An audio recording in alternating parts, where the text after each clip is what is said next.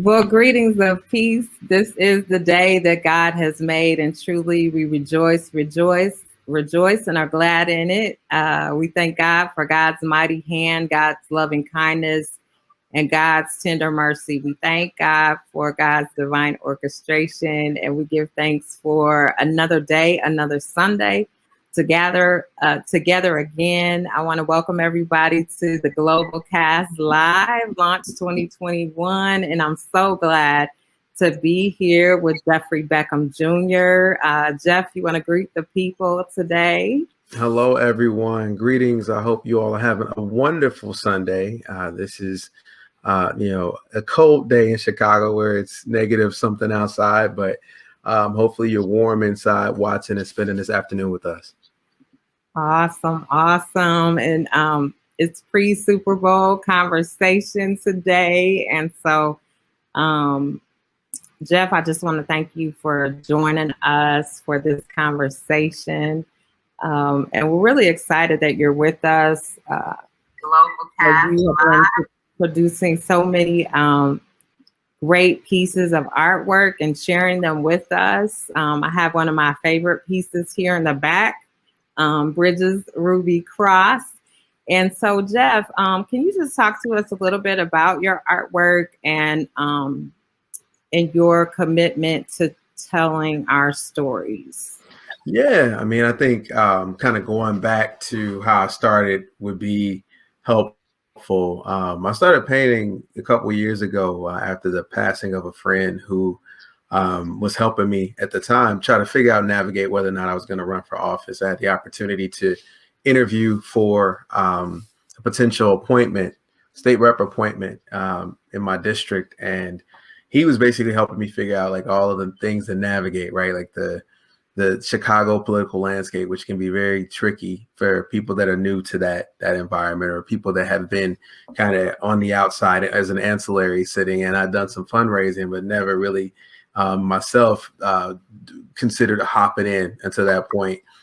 So we had a conversation about like relieving stress and managing stress well. And, he asked me like, if you get this, what are you going to do to manage stress? And I was like, well, basketball, golf. And he's like, man, you're turning 40, bro. Your knees are old. Stop.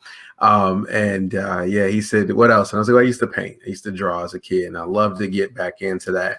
And he said, well, paint. I got a call a day later that he had passed away, 42, 43 years old, very young. And it just kind of stuck. I went in the back, got a canvas out the back that I had sitting there. It had been there for over maybe 2 or 3 years. The paint had, dried up. I put some water in it and, painted, and then it was bad. The first piece was really bad, actually. But I stuck with it, and I kept painting and I kept painting. And for the first year, I didn't really show much of what I was doing. I have like a bunch of acrylic pours and acrylic abstracts, which are different types of like technique that I learned. And then I decided to sketch this piece of a young lady, like in a green background. And I sketched that piece in October of 2019, but I didn't paint it till December. And let it sit there kind of doubting my own ability, doubting whether or not I could paint it, whether or not it would come out well. When I painted it and shared it on social media, it kind of blew up. People were like, yeah, did you buy that? Where'd you get that from? And I shared that I had done it and kept going from there. And from that point, really into early 2020, starting to paint more, it really took off, and the support of friends and family, people that I didn't know. I think that was the other part too. Like folks would see the pieces and say, man, that's amazing. And it was humbling because I didn't, you do these things in the creative space and you create them, but you don't necessarily think like, oh, that's really good. It's a very personal thing when you share like your artwork, or you share something that you've created. It's like you're a writer, so you get it, Reverend LaDonna, like you put your writing out there and you kind of just release it, and you don't know, you intend for something to go a message, but oftentimes people will write back with completely different things that they've seen in the pieces that I didn't intend for, or I didn't know that was there. And so 2 years since then, really since April, starting to actually sell the piece, the reception to the general public has been really, really powerful. The piece you have, the Bridges Ruby Cross piece, I've done two runs of that. The first run was 200 and it sold out in, less than a month and a half of limited prints. The second run we're in now of another 200, and that started at the first of the year, and we already are halfway through the prints. And so when I, push these last 100 live, that'll be it for a while for that one.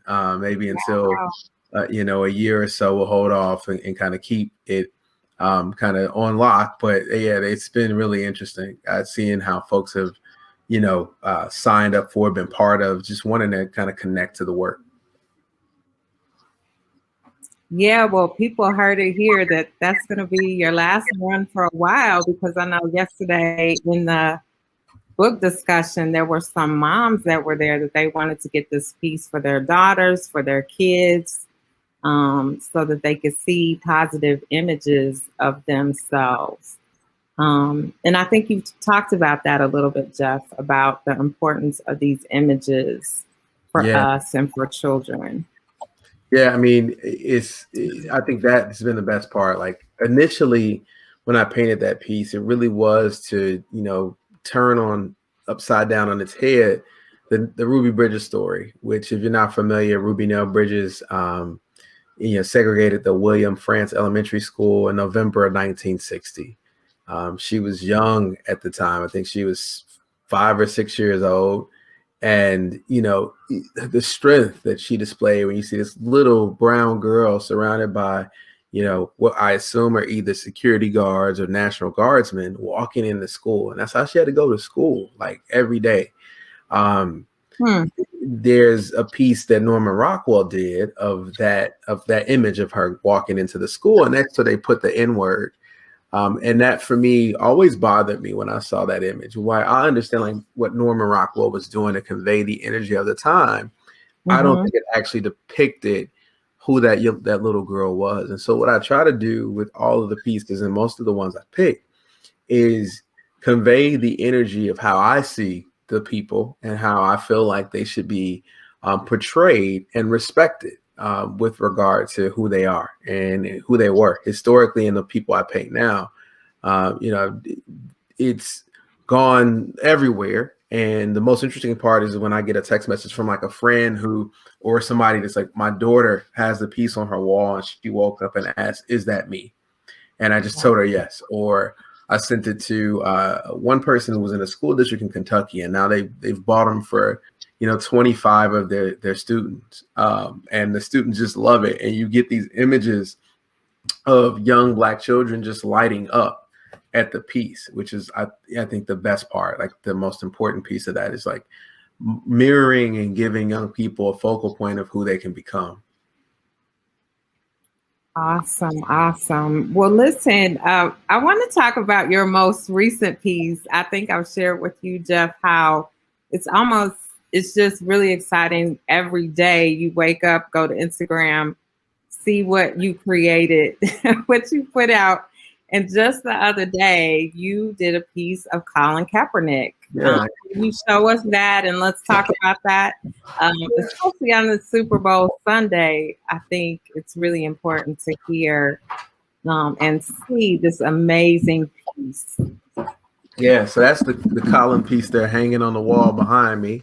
Up that way and that right there. And again, it's interesting because I use this special fluorescent paint, and it actually allows the paintings to glow under either black light or like dark hued lights, so that piece glows in the dark. And again, when I started the background and the abstract, and that's what I'll do first. So typically I'll paint the abstract first, the background, and originally people were buying those, so I would paint the abstract, post it, and folks were like, "Oh, can I have that?" And I'm like, "Sure." I didn't even know how to price them at first, and then I started, getting this idea like, "Oh, I should paint these figures over the abstract," and that's kind of what happened with Ruby Bridges, which was the first piece I did that with. And then after doing that, I did Angela Davis, and I did The Silent Strength with John Carlos and Tommy Smith, and Barack and Michelle Obama, the presidents. I did a few with them. I've done Chadwick Boseman, and I've got others that you haven't seen yet that are coming, like Fred Hampton and Malcolm X and Cicely Tyson and Rosa Parks and all these people. Actually, Rosa's kind of sitting back there, covered up the top of her hair, and that's a big piece. Those pieces are big. But yeah, it allowed me to kind of again create what I was on the interview. I called it like neo abstract contemporary. It's just new and bright. But even with Colin, like I think, he's a fraternity brother of mine, right? So I think that energy was there. But then beyond that, like, he was thinking back now when he was ostracized and effectively kicked out of the NFL for silently protesting, and then to see what happened in the world, you would almost say like they would ask him back now if it, to undo or unravel what happened when you're taking a knee. But I think Colin gets this from a lot of people in the world, this very kind of dark, drab energy they give him often. Even if you watch the Nike ads, it's like it's always black and white. It's always like very hard. Right. And all in things that I've heard, everybody that I know that knows him, other fraternity brothers, are like, he's actually a bright guy. He's a guy that's got like light energy. So that's part of why I painted that again, to change the narrative, to help people be seen in a different perspective. Okay, that's great. And is that going to be available on your website at some point? Yeah, it will be. It was supposed to be yesterday. I haven't had a chance to take the pictures yesterday. The snow yesterday delayed a lot of the like little kind of finishing points. I was out at IKEA getting some stuff for the art gallery. And so, yeah, got caught out in that snow and ice. But by tomorrow after the game, I'll go live with it tonight, and then it'll be up tomorrow, and I'll be able to push some out. So if you check my social media, you'll see it tomorrow. It'll be available. Okay. Awesome. Well, if you're just joining us, this is Reverend LaDonna Sanders and Kosi, and I'm here on the Globalcast here at the Gathering Chicago Prayer Tower. And we're here with artist and community leader Jeffery Beckham Jr. So we want to welcome you. If you're in any of on our pages, just let us know where you're checking in from. We also do a global check-in, so we want to greet all our people from near and far, from all the continents. I see we have one person from Milton Keynes in the UK on here. So who else is on here? We want to welcome you. And we're talking about Jeffery Beckham's pieces and art pieces. And you can check his website to see them all at artbyjeffbeckham.com. So, Jeff, let's go back a little bit, because I think you said it really fast, but you've been painting for 2 years. Is that correct? Mm-hmm. Yeah, I started. Brian's passing was like December 23rd or 25th. I never remember if he passed the day before Christmas Eve or the day after. And I think it was the 23rd. But yeah, that was the first, December 23rd, 2019. I had not painted before. In high school, I think I took some we did like composition drawing. I'd done some like study of like abstract expressionism, some surrealism, like MC Escher stuff was stuff I liked. And you probably can see some elements of that sometimes too, with like geometric shapes and figures being kind of really prevalent in what I paint. It's funny, I remember that, and that was over 20 years ago. Miss Giovanni's class at Marian Catholic as a high school kid.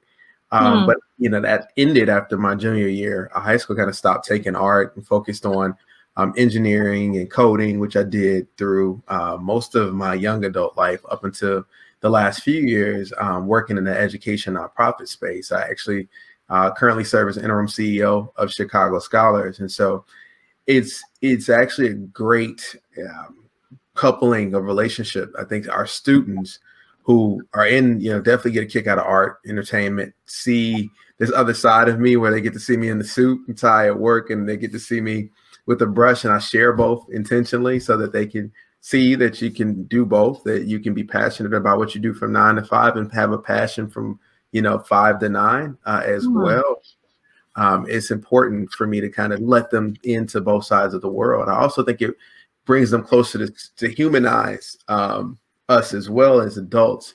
Young people see, older folk now and they're like, well, yeah, you guys have made it. It's been easy, right? And when you see someone either through the lens of challenge or the lens of creativity, it humanizes you and it lets folks see you a lot differently.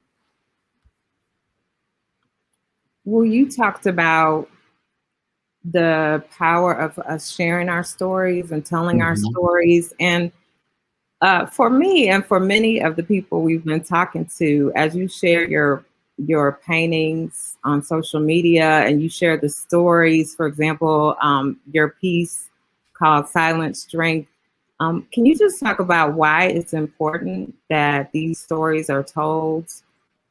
Yeah, oftentimes, I'll be somewhere out and I'm always running. I'm usually doing something. That's like another thing about me too. Me and sitting still, don't do that way. Even when I'm sitting still, I'm using multitasking. I'm not right now, but it's rare that like I'm not doing something. And I think that that's just kind of like get that from my mom. Like she doesn't sit still either. But I was out at a protest. There was a faith protest here in Bronzeville, about 5,000 to 6,000 people just marching down King Drive. And I got home and I looked at some of the images that I took. I took my camera out and was shooting, footage of folks, protesting together, all races, different religions coming together. And it was a really beautiful evening. Like it was nice outside.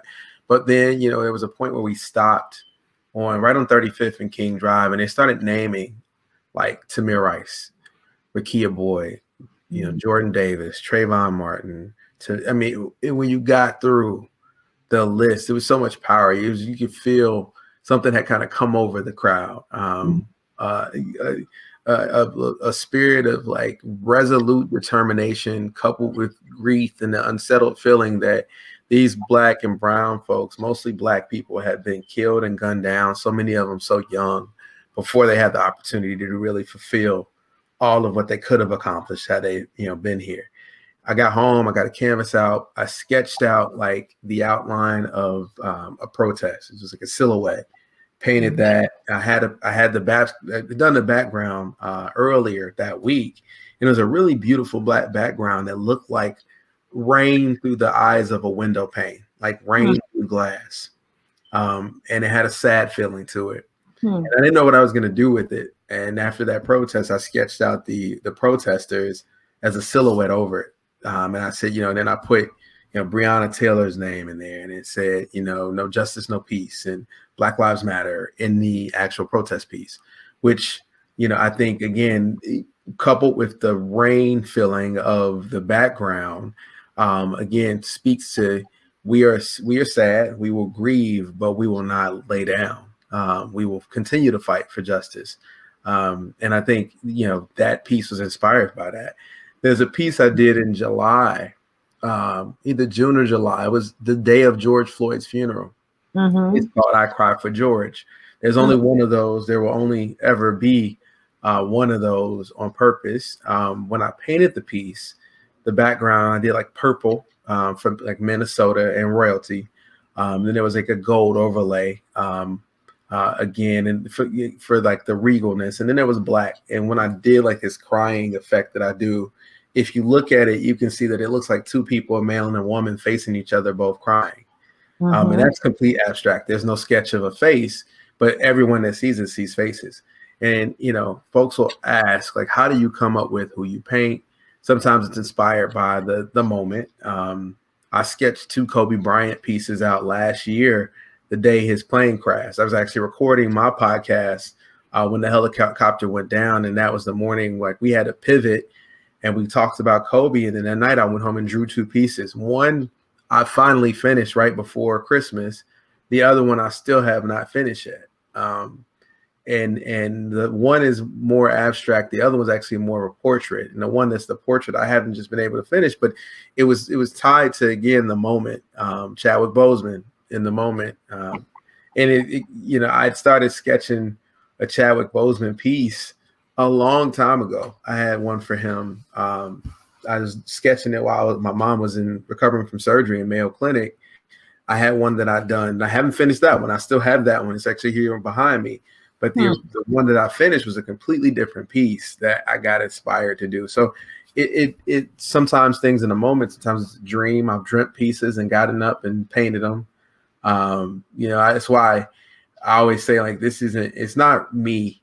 I'm just a vessel. I'm a vehicle. God has certainly given a lot of, all of that to me, and even the skill itself that I didn't know I had 2 years ago, which is, most people think I make that up. But my family and friends that know I wasn't painting. Most people expected me to run for office. That was the thing that folks thought I was going to do. And it was on that path to do that in the encounter with Brian, who passed away. And, he, even in his death, did what he did in life, which was help people unlock their gifts. Thank you for sharing that. I wanted to ask you actually about something that you've written regarding that time. Do you mind if I read it to you? No, go ahead.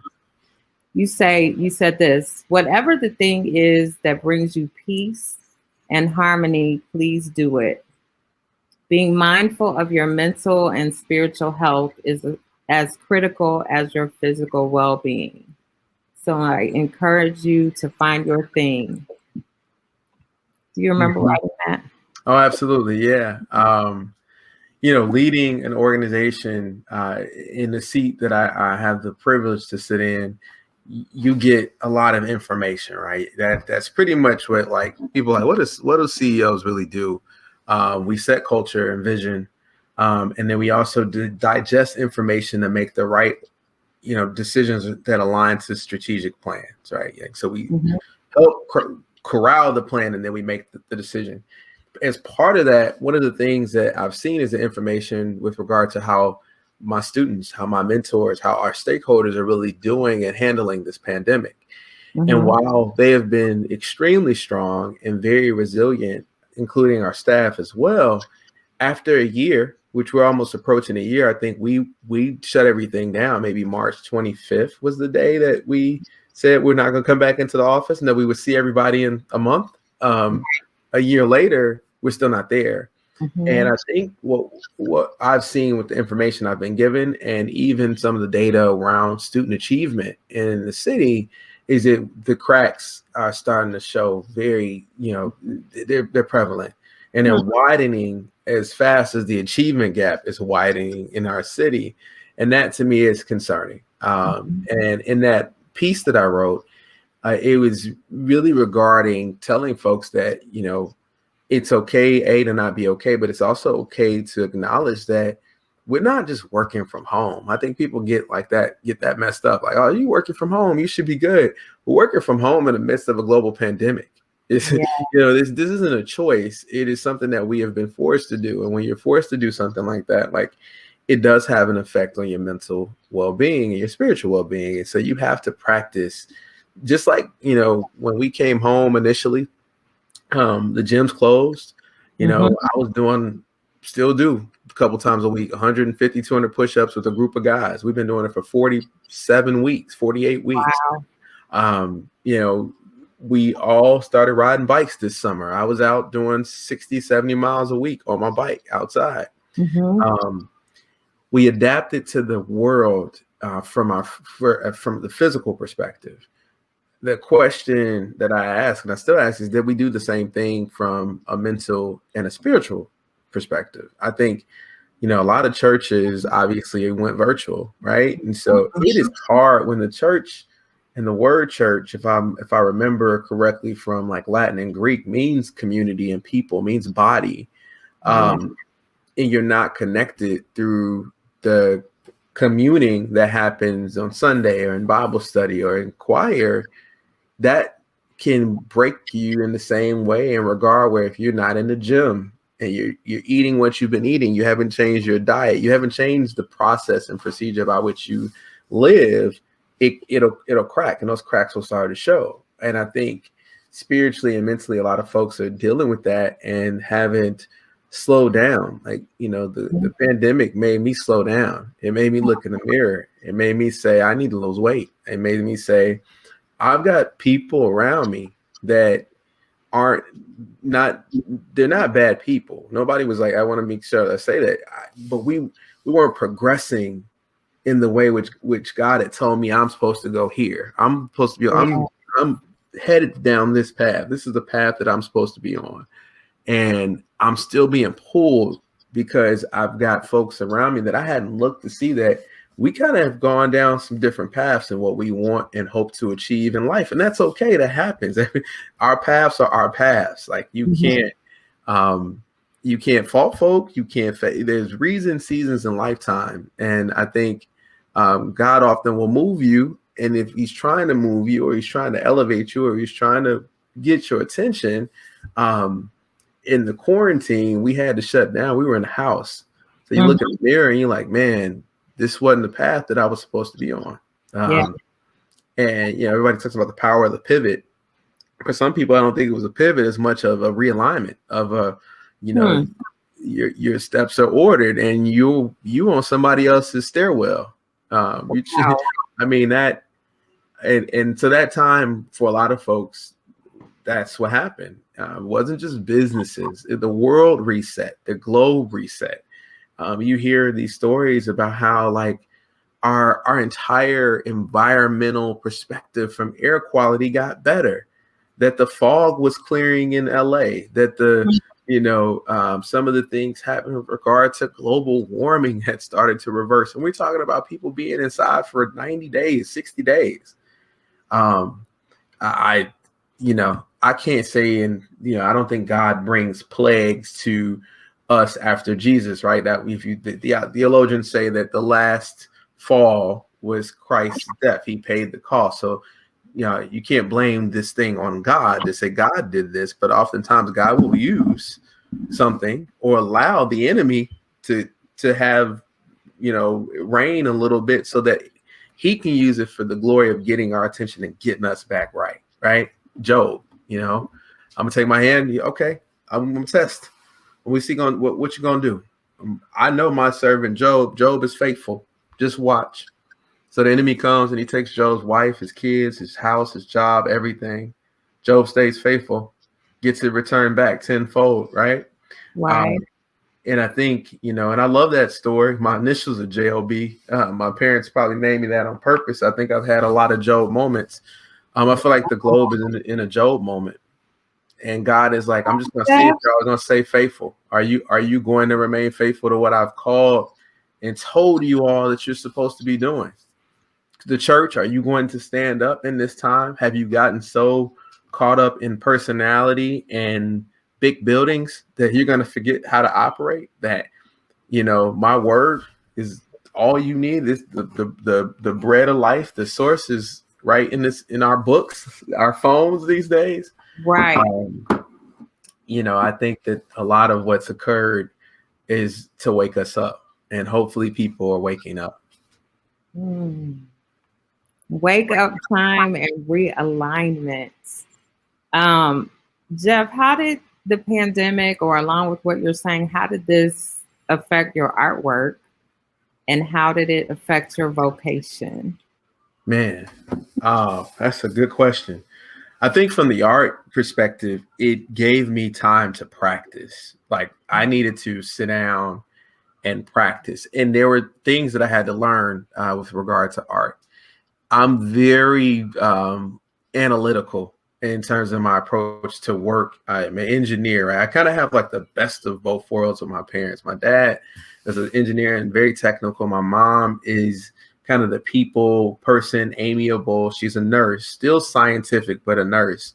And I think that like I've combined and done both parts of their work to some degree, working in healthcare and tech to kind of get me here. And so I approached art originally like very in the same this, and you get the finished product. That is not how art works. It's kind of like brushstroke here, throw this here. You have to really kind of cut the ties that you're tied to and everything to get these, things that come out on canvas. The Ruby Bridges piece was an accident. It was actually me practicing. I was just throwing colors on canvas. I was taking a class actually on understanding contrasting, using warm and cold color to contrast and create like this, paradigm in terms of backgrounds and how you paint. And so that's what that was. It was like warm and cold colors and contrast. And in the end, I kind of layered it out, and I looked, and I had this cool. It's a very small piece. The original was 16 by 20. It's this big. It's big. It's very small because it was a practice piece, and Okay. I was gonna throw it away. I know it sounds insane. I was gonna throw it away. I actually thrown canvases away, and I've done that. Then I've looked at, actually, my neighbor has 2 pieces of mine in their window in the back that I threw out that were practice pieces. And that one was one that I looked, and I said, well, let me paint this little girl. And when I did that and I shared it, the response, I was like, whoa, this is actually really beautiful. And it makes, I don't know who painted it, the actual piece, but if you remember the Cosby Show, there's a piece of the family walking at the funeral. I should know the name of that piece. That piece actually reminded me of that when I stepped back from it myself, and I was like, whoa, that was probably the first thing. And I was like, that's actually a really powerful thing that I just created there. And I was going to throw it away, and it was practice. And so to answer your question, the time that I had this summer will allow me to kind of step back and practice to get better at sketching, get better at shading, get better at shadows, and using, different types of mediums with acrylic paint to create other effects. In terms of vocation, the pandemic also gave me, I think there's this element of having to trust yourself. When you're kind of away from everybody and you get time alone, you get an opportunity to kind of trust yourself in terms of, are you who you are called to be? Are you walking in that space? But then also, like, with terms of skill set, like, you got to kind of rely on yourself for a lot of things in the pandemic. And I think from a vocation standpoint, it allowed me to study and do some of the work that I needed to do, not just on the painting side, but also like on the education front, and understanding, like, doing deeper dives and understanding the college landscape and the inequities that exist in that landscape. The landscape of Chicago. I've been studying the last few years the historical context of why inequity exists in our city at such a massive way, where, like, you can literally look on a map and see the life expectancy in Inglewood at 67 and in Lincoln Park at 83, and we're talking in 5 miles. I can ride my bike. I've ridden my bike in less than an hour from Inglewood to Lincoln Park. The life expectancy has a 17-year difference. Wow. Why does that exist? Why is that occurring? Why is that even allowed to happen in a city with so many resources? And so the time that I had allowed me to go deeper in the historical context and the learning that I needed to learn, and some things that I needed to unlearn growing up in, white cultural norms and corporate cultural norms, where, I was probably in alignment many years back with some of the pull your pants up mentality, where I also now understand that was was absolutely the wrong thought process and approach. I still have my belief that there is something to infiltrating and disrupting, but I think you can infiltrate being yourself. I think you can open doors and walk inside, bringing your full identity to the places we walk into, not having to change up, not having to, fake who you are, to be in spaces. And then when you're there, be great at what you do and who, the work that you're there to do. And you do open doors that way. It's a long play. It's a horribly long play. It doesn't disregard systemic racism and systematic oppression like that. Those things are there. But I think that, and I say this often, like, well, I'm not going to send a student to walk into an organization that's not going to be welcoming to them.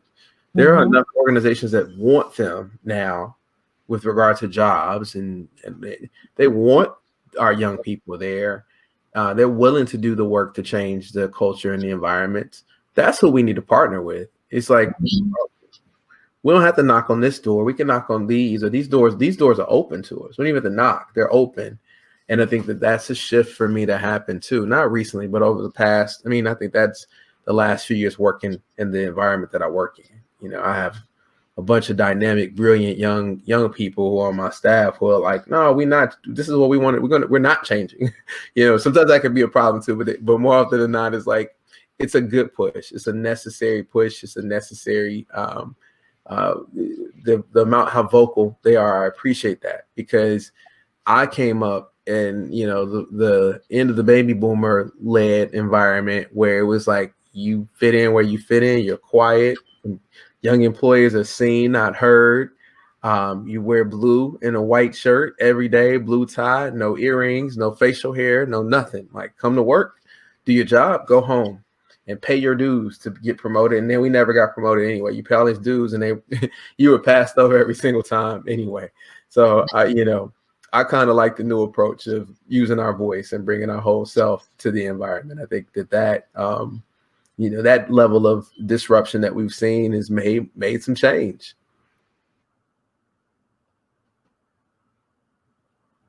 Jeff, we're going to go to commercial break. And our commercial break is, we have a couple of advertisements we're going to talk about. If you're just joining us, this is Reverend LaDonna Nkosi, and I'm here at the Gathering Chicago Prayer Tower. We're in conversation with Jeffery Beckham Jr. And Jeff, I want us to do a commercial break for Chicago Scholars, to tell people what Chicago Scholars is and how they can connect in. Also, if you're on here now and you want to let us know where you're coming in from, and also if you have any questions or comments for us, please, we can see your comments and questions, so be welcome to add them in. But we're going to have a commercial break for Chicago Scholars, and then I'm going to do a commercial break for the Healing Racism Journaling Experience. Yeah, well, great. Thank you. First, for those of you out there that has a current CPS junior that is a high academic performer that needs support getting to college, through college, and into career, then Chicago Scholars is the place for you. Our program over the last 25 years has worked with over 4,000 young first generation and or low income students from Chicago to help them get through school, build leadership skills, and, you know, find the jobs that they can go into to take the world over. We have some amazing young talent who have done some awesome things all over the globe. And right now we're recruiting our next crop of scholars who will graduate from college in the year 2026, which is crazy to even say that and hear that term and how far out that is. And so we're looking for scholars, we're looking for mentors, we're looking for career partners who want to hire some of these dynamic, awesome, high-performing young people this summer. And if you have any questions or comments and want to learn more about Chicago Scholars, reach out, chicagoscholars.org, and at Chicago Scholars on all the social channels. Thank you for that.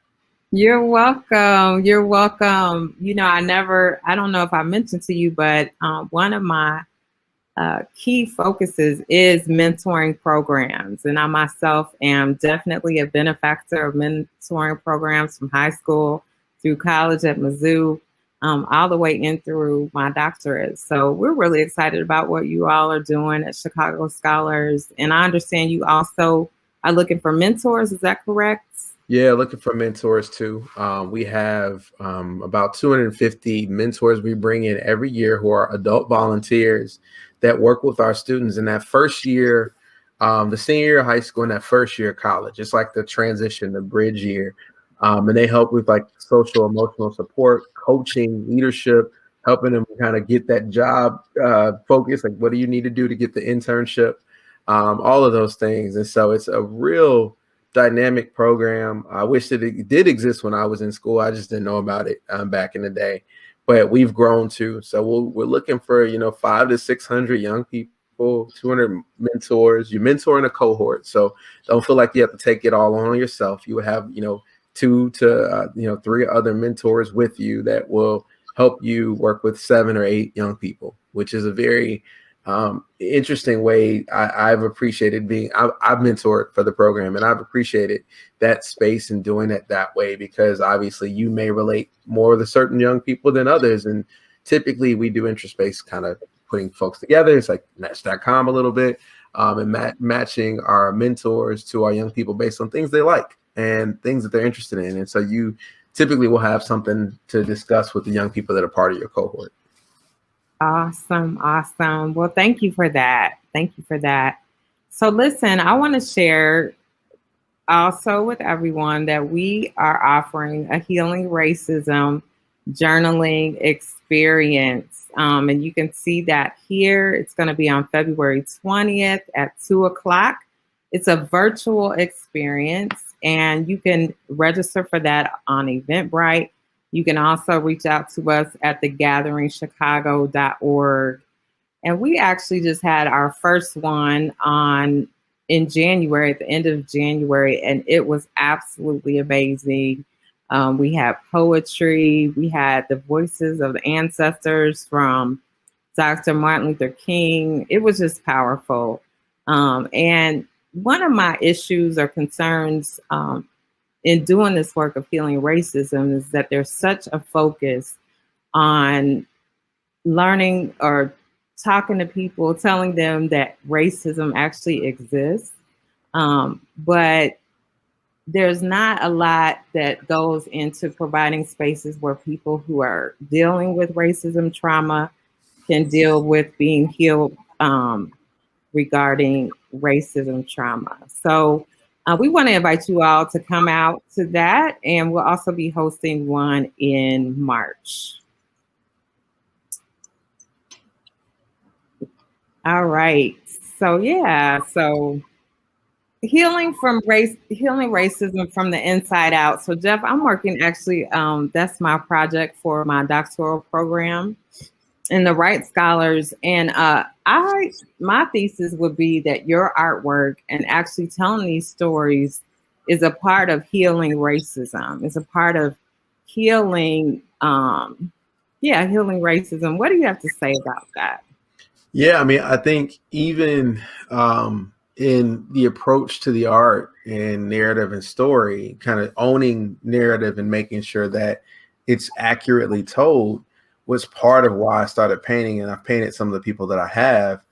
I think I had shared with you, I was at the New Teacher Center, and we went and did a training. It was an interesting training, right? They took all of the staff, all of us that were, at New Teacher Center from across the country, about 300 people. They took us out to Calabasas, where New Teacher Center was actually near Silicon Valley, Santa Cruz, California.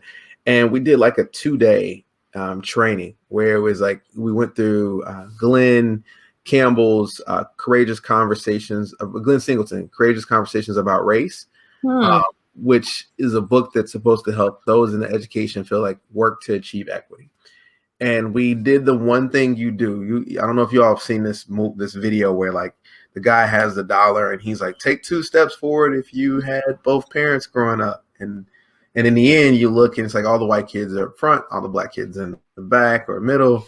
And then he's like, now race to me and get the dollar, right? And it's like, it's pretty easy for you guys up front to come get this dollar. But for those kids in the back, most of the black and brown kids, it's very difficult. Like, it's hard. And he said, this is the way the world's set up. So we did that as a staff, right? You have, I think I was 1 or 2 black men that worked at the entire organization. And they had us do a test where you got points for, fill this out if you've never been arrested, fill this out if you've never been harassed, take a point if you feel that your neighborhood is completely safe. Take a point if you have never had a challenge getting a mortgage, because like there was all these things. And when you looked up, they were like, everybody keep your score to yourself, keep your score quiet. We're gonna line you up by score. And so they lined us all up. And you literally saw it was white, Asian American, Latinx, black. And the person that was dead last in the line was me. It's this, the interesting thing about doing race work in particular as a person of color, and when you're trying to lead it, is that it can lead you feeling weathered and othered often, right? Weathering meaning, if you think about like a rock, and water hitting a rock over time, that rock will get weathered. No matter how the mountains were formed because of water and erosion, and it will erode you, even the strongest individual. At this point, I'm standing there looking at this room, and I think I was probably eroded to some degree by all of the folks around me. And so I felt compelled to speak up because, it's just, that's my genetic makeup. You got to say something. And so I got the mic, and, it's 200 of my staff coworkers, and I'm the lone black male. And I was like, so I want to be very clear that while you all see me standing here last in line, I am the exception. And I recognize that. I know that I have had privilege. Both parents went to college, had the best schools. And so if you all are, it was tears. It was like, all the tears in the world. They were crying and sad. I'm like, if you're crying for me, please don't. Because all the kids that we serve are on the other side of me.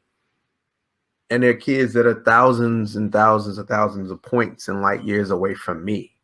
So cry because of that. And that this world that we've structured and created, all of us together, but some of those in power in particular, have created a world where these young people will never have the opportunity to stand where I am at the end of the line amongst all of you. And, you get the, I'm so sorry afterward. I'm like, what are you apologizing for? Like, none of y'all, did this. And I'm good. Like, fall back. But the book in that day, examined narrative. That was kind of how they opened up. And they told the Rosa Parks story. And they were like, how many of y'all think you know the Rosa Parks story? Raise your hand. So everybody. And the lady started asking. So the white people were like, Rosa Parks was an old black woman who decided that one day she wasn't going to sit at the back of the bus anymore. And she was like, okay, how old do you think Rosa Parks was when she decided that, she wasn't going to sit on the back of the bus anymore? And they were like, well, we don't know, not quite sure. So then they asked her, so, was this the first time that Rosa decided that she wasn't going to, sit on the back of the bus anymore? You're like, man, we really don't know.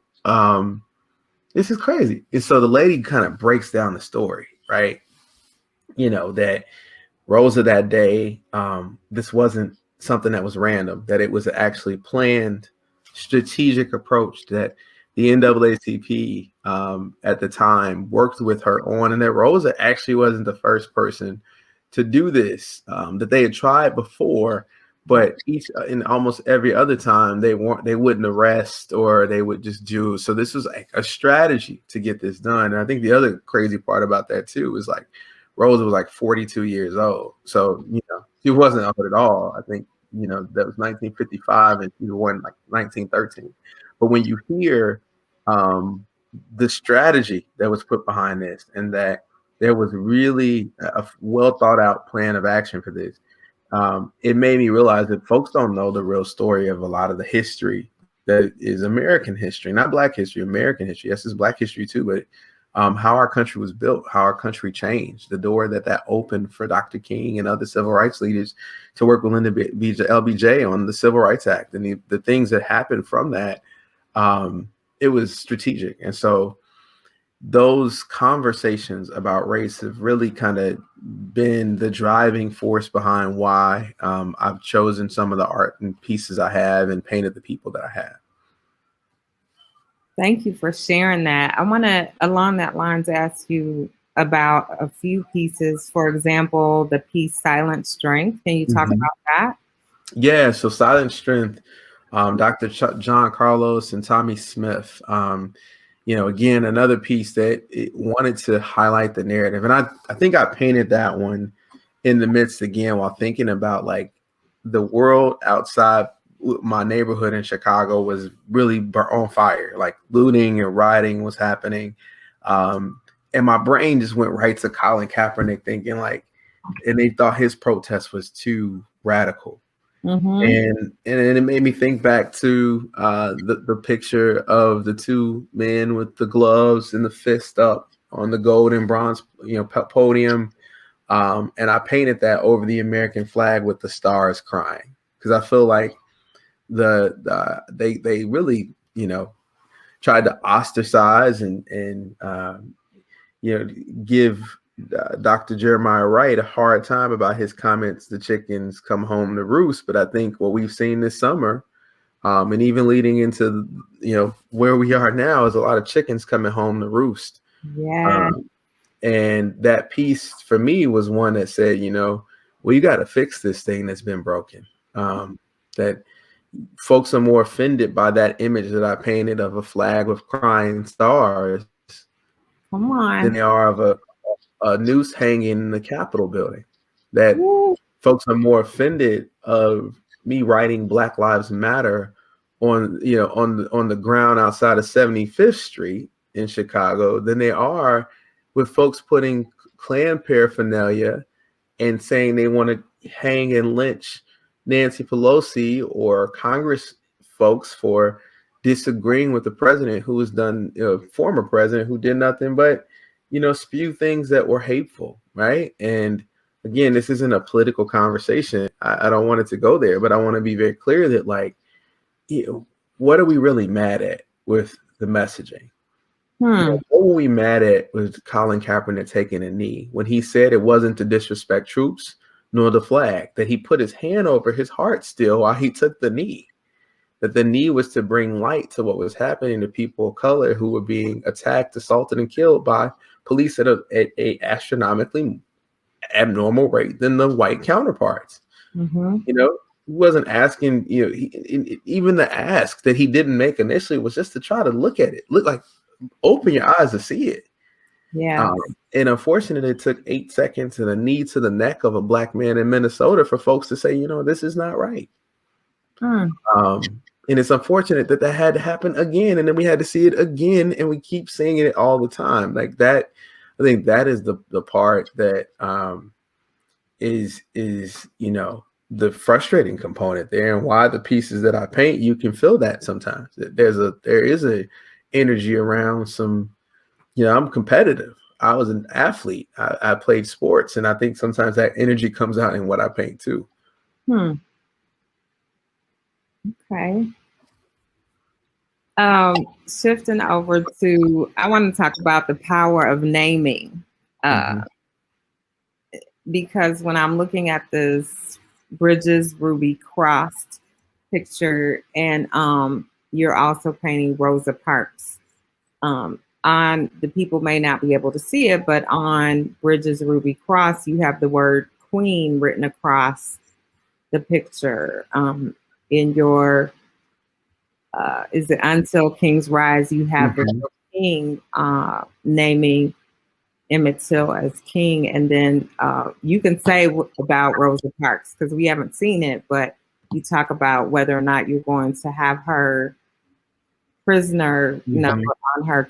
And I think there's a power in naming, and that there's a lot of power in that. Can you talk a little bit about that? Was that intentional? These things that you've done? Yeah, absolutely. That certainly was. I think that, like, power of life and death is in the tongue, and we can speak those things so that they are. And I think that for me was important to, in terms of changing the narrative, like visually seeing it attached to that image now, so that hopefully one day when I'm long gone from here, that image will now be the prevalent image of who Ruby Bridges was, more so than like Norman Rockwell, which is a lofty goal, but it is my goal. And the same thing with Emmett Till. When we see this little boy from the south side of Chicago, we won't think of his death. We'll have more context to understand who Bobo was, right? Like that was his nickname, that he was funny, that he was a kid, pranked people, that he played jokes, that he liked games, that he liked music. Like these are the things that folks never talk about when they talk about Emmett Till. That is why, I want us to see it and see the context of who these people were. I'm doing one with Trayvon Martin, and Trayvon would have been 26 years old, I believe, yesterday or the day before. To think about that and how that time doesn't feel like that was that long ago, but like this was a kid. George Zimmerman didn't kill a grown man, and not that either would have made it differently. He shot a kid, one of our children. That is why I want to use language to really own who these folks were. Language matters. Words do matter. We've learned anything over the last 4 years. We know words really matter. And so the power of language with regard to the pieces I paint and the connection to the words that are labeling them, it's important for us to change the label. Changing the label, words matter, language matters. Yeah, I can relate to that definitely as a poet, and definitely the images that you paint, they make an impression and leave a lasting impression. Well, Jeff, our hour is about up, and there's so many things that we could be talking about, but I really want to celebrate something that you have coming up because you're opening an art gallery. Is that correct? Your studio show coming up. So can you let us know about that and how people connect in with you?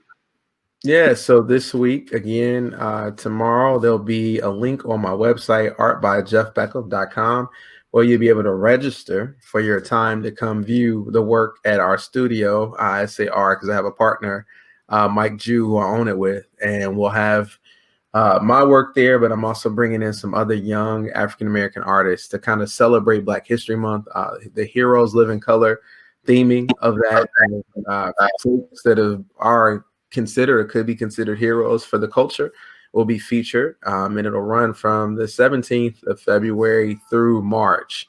And the reason being is that I want to make sure that we can do this where folks can register time to see the work, but also social distance, have masks, all of that good stuff. The good part is that there's no food in there, so you will be in there with your mask on, looking at work, and then walking through the leaf.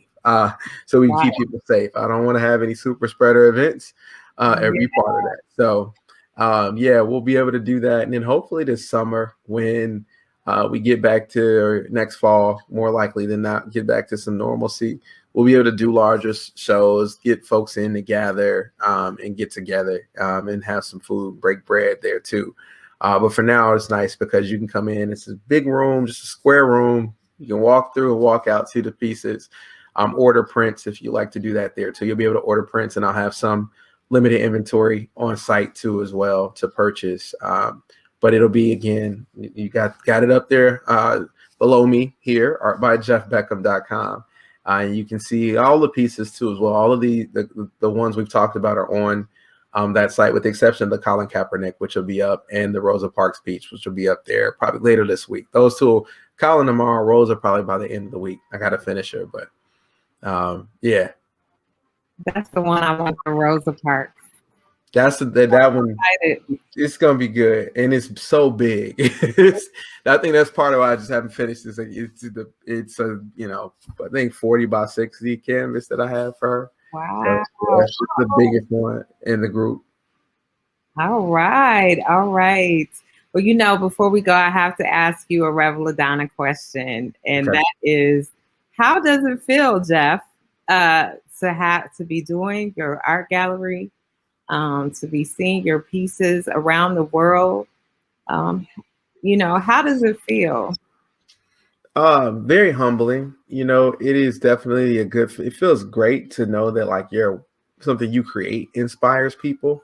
That for me was kind of mind blowing. Like you see the gift or the little, emoji of the. I feel that way sometimes when I get responses from folks that are like, man, you painted something and it really spoke to my daughter and she's motivated and doing better in school. My son saw the Kobe Bryant piece and waking up every morning. That's the mentality he's been going at it with. Wow. That piece, that's the best part of all of this, is the response back. Also, the ability that I have to give kudos to the people who came before me and did this. My dad, my parents, who have been instrumental in terms of helping shape me and grow up. I mean, the opportunities that they gave me. I remember taking art classes as a little kid at the Hyde Park Art Center, right? I do remember those things. And it's funny how I think the other end of it too is that being able to prove to yourself and disprove theories that you told yourself about who you are or who you aren't. right? Like I've literally heard people say, I'm not creative. Kids that tell me that I'm not creative. And I shared a story like, I didn't think I was either. I could do graphic design, but I didn't know I could do any of this. And so hold off on what you tell yourself. God might have a completely different plan for you, right? And that piece in all of this is probably the best part. Wow, that's great advice.